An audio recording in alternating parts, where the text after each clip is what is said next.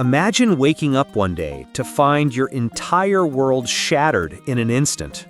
A promising young royal, destined for greatness, reduced to a silent figure in a hospital bed for 2 agonizing decades.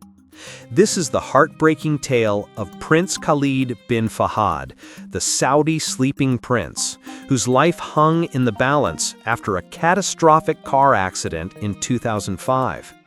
For 20 years, his family clung to hope, the nation prayed for a miracle, and the world watched in awe as medical science kept him alive against all odds. But in July 2025, the unthinkable happened. He slipped away, not from the original injury, but from a hidden enemy that no one saw coming. What was this silent killer? How did it evade the best doctors money could buy? In this deep dive video, we'll uncover the true reason behind his death, exploring the medical mysteries, the royal family's unwavering vigil, and the profound lessons it teaches us about life, death, and the human body's vulnerabilities. If you're fascinated by true stories of tragedy and triumph, hit that like button, subscribe, and turn on notifications. You won't want to miss a second of this emotional journey. After 2 decades suspended between life and death, the prolonged coma proved the prince's greatest foe. A seemingly minor complication, a silent, persistent infection, ultimately tipped the balance, revealing how even the most advanced medical care can be undone by the body's hidden vulnerabilities. In September 2005, a devastating car accident left Prince Khalid bin Fahd, nephew of the late King Fahd of Saudi Arabia, in a deep coma. Let's pause here and really set the scene for you viewers. Back in 2005, Saudi Arabia was under the rule of King Fahd, a towering figure in the Al Saud family who had led the kingdom through oil booms, geopolitical tensions, and modernization efforts. Prince Khalid, at just 23 years old, was not just any royal. He was poised to inherit a legacy of power and influence. His father, Prince Fahd, was deeply embedded in the kingdom's leadership circles, and young Khalid had been groomed from childhood for roles in governance, diplomacy, and perhaps even higher echelons of the monarchy.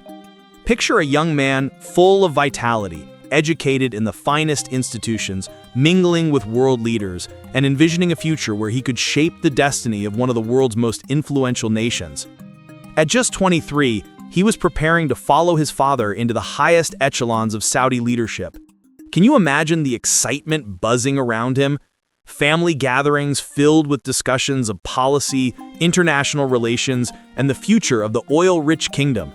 He might have been attending meetings, learning the intricacies of Saudi politics, or even engaging in charitable works that the royal family is known for. But fate had other plans.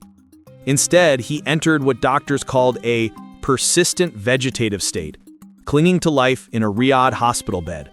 This term, persistent vegetative state, is medical jargon for a condition where a person is awake but shows no signs of awareness, no responses to stimuli, no communication, just the basic functions of breathing and heartbeat sustained by machines or minimal intervention. It's a state that challenges our understanding of consciousness, and for Prince Khalid, it became his reality for 2 full decades. His family, nation, and the world waited, hopeful for a miracle. The news spread like wildfire across global media outlets. Headlines in newspapers from New York to London speculated on his chances of recovery. In Saudi Arabia, mosques echoed with prayers for the young prince. His family, bound by tradition and faith, refused to give up, pouring resources into his care.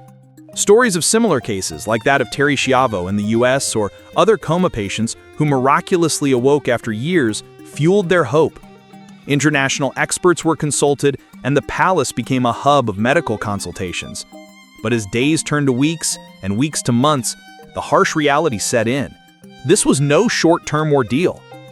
This introduction to Prince Khalid's story isn't just about facts. It's about the human element, the dream shattered, and the unwavering hope that defines us all.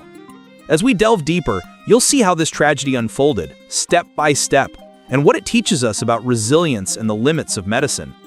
When the sleek limousine collided with a truck on a desert highway, the prince suffered a severe traumatic brain injury.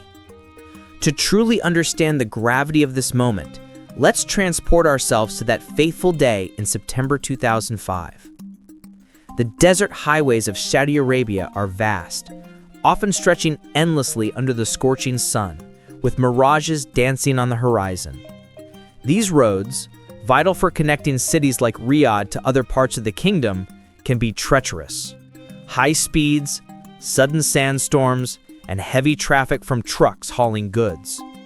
Prince Khalid's limousine, a symbol of luxury and status, was likely speeding along one such route, perhaps en route to a meeting or a family event. The collision with the truck was catastrophic. Eyewitness accounts, though scarce due to the remote location, paint a picture of chaos. The impact was so severe that it caused immediate and extensive damage to the vehicle, with the prince bearing the worst of it in the passenger seat. Witnesses described shattered glass and twisted metal, yet the prince's body bore the brunt. Imagine the scene: dust clouds rising from the desert floor, horns blaring, and passers-by rushing to help. The truck driver, possibly dazed, and other motorists stopping to assist. Emergency services were alerted immediately, but in the vast expanse of the desert, response times can be critical. The prince's security detail, if present, would have sprung into action, securing the area and calling for help. His injuries were not just superficial. The force of the crash led to internal trauma that would change everything. Emergency responders halted traffic for miles, rushing him by helicopter to King Faisal Hospital. This airlift was crucial. Every minute counted in preventing further brain damage from swelling or bleeding. King Faisal Specialist Hospital in Riyadh is one of the premier medical facilities in the Middle East, equipped with state-of-the-art technology and staffed by top specialists.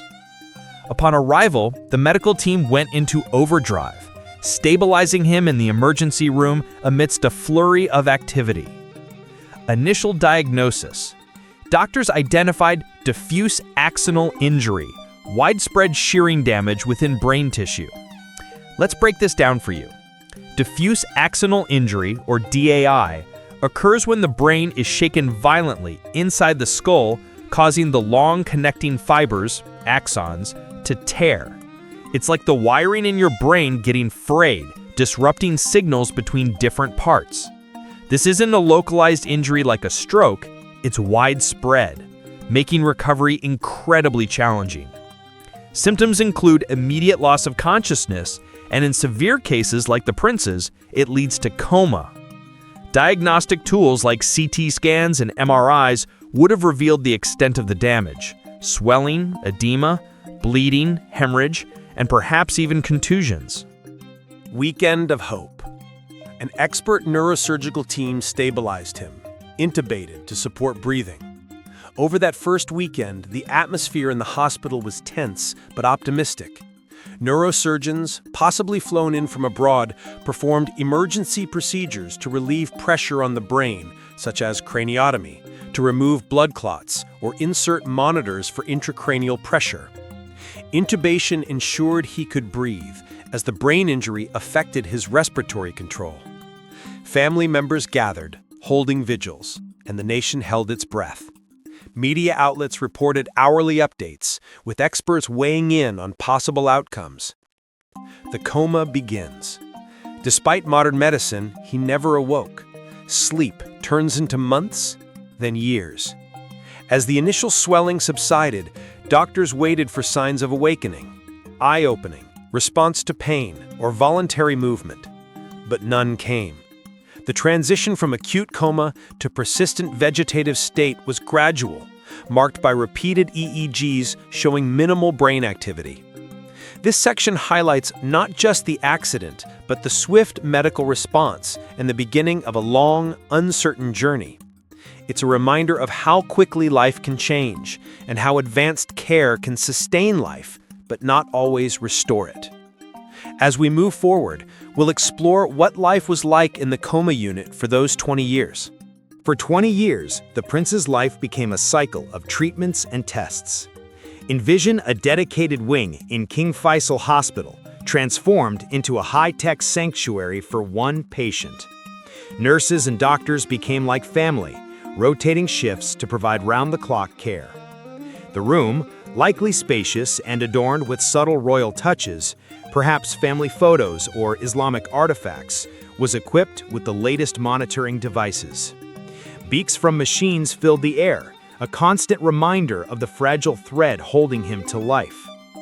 His care team included neurologists, pulmonologists, nutritionists, and physical therapists, all working in harmony to maintain his health. Every day, nurses repositioned him to prevent bed sores. Bed sores, or pressure ulcers, are a common risk for immobile patients, forming when prolonged pressure cuts off blood flow to the skin. To combat this, specialized mattresses that alternate pressure points were used, and nurses turned him every 2 hours, a meticulous routine to keep his skin intact. This simple act prevented complications that could have been fatal. Machines monitored heart rate, oxygen levels, and brain activity. Advanced monitors tracked every vital sign, alerting staff to the slightest irregularity.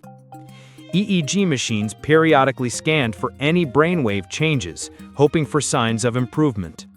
Ventilators, if needed initially, gave way to tracheostomies for long-term breathing support, reducing infection risks.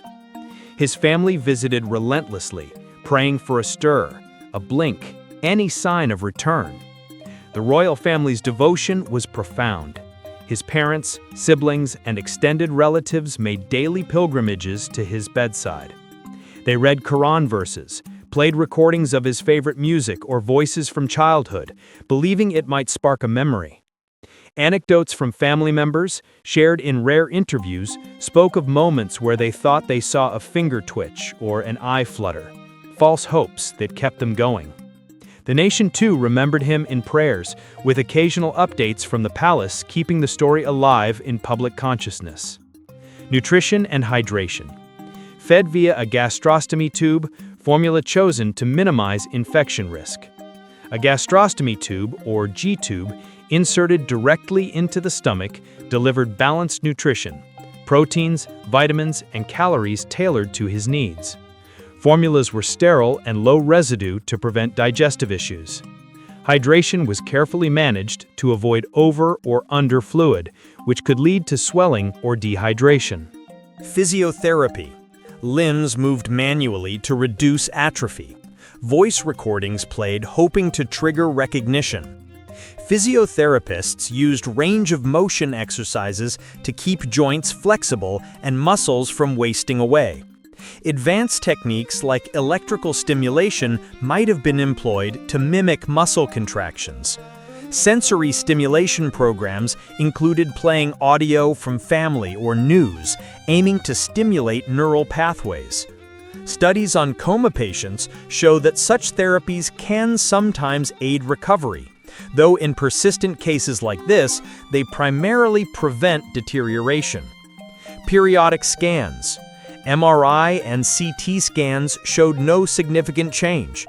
Every few months, imaging revealed the same: scarred brain tissue with no regeneration. PET scans might have been used to assess metabolic activity, confirming the vegetative state.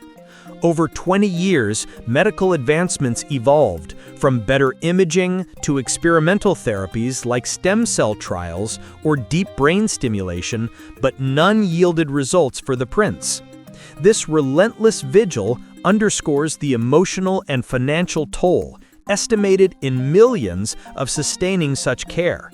It's a testament to the family's love and the kingdom's resources, but also a stark look at the reality of long-term coma management. As we transition to the next section, we'll uncover the silent enemies that lurked beneath this routine. Despite extraordinary care, the prince battled low-grade infections throughout his coma. In the sterile environment of the hospital, infections are the bane of long-term patients. Even with rigorous protocols, the body's defenses weaken over time, making it susceptible to opportunistic pathogens. For Prince Khalid, these weren't dramatic outbreaks, but insidious, low-level battles that chipped away at his health year after year. Urinary tract infections, UTIs, catheters introduced bacteria despite sterile techniques.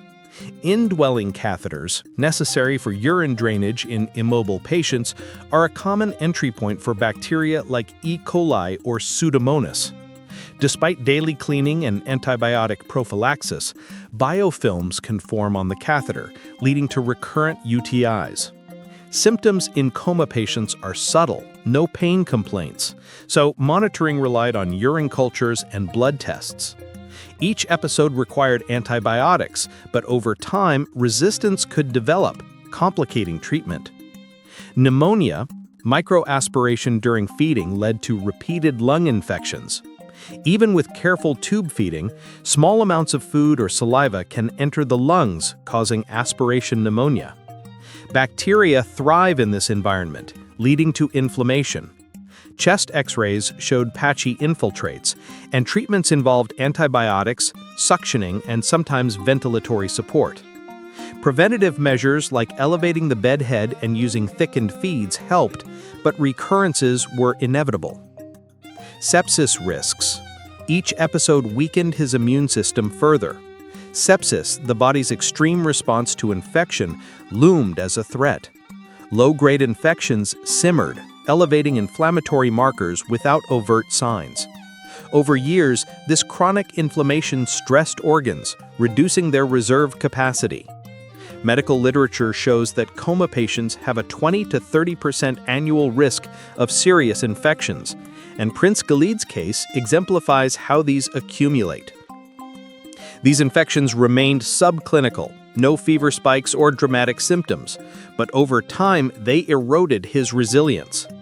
Without the usual signs like fever, suppressed in brain-injured patients, detection relied on vigilant monitoring. Blood work showing elevated white cells or C-reactive proteins signaled trouble. The care team used broad-spectrum antibiotics judiciously to avoid superbugs, but the toll was cumulative. Each infection left scar tissue in lungs or kidneys, setting the stage for the final crisis. This section reveals how even minor complications in prolonged care can become major threats. It's a medical reality check. Technology sustains life, but biology has its limits. Now, let's examine how these built up to the tragic end. In July 2025, a routine check revealed early signs of kidney dysfunction. Picture the scene. A standard blood draw during a regular review, results popping up on the screen showing elevated creatinine, a red flag. The medical team, accustomed to stability, sprang into action, but this was different. After 20 years, the body systems were fatigued, and this signal marked the beginning of the end. Doctors traced the root not to pre-existing disease, but to chronic, low-grade sepsis.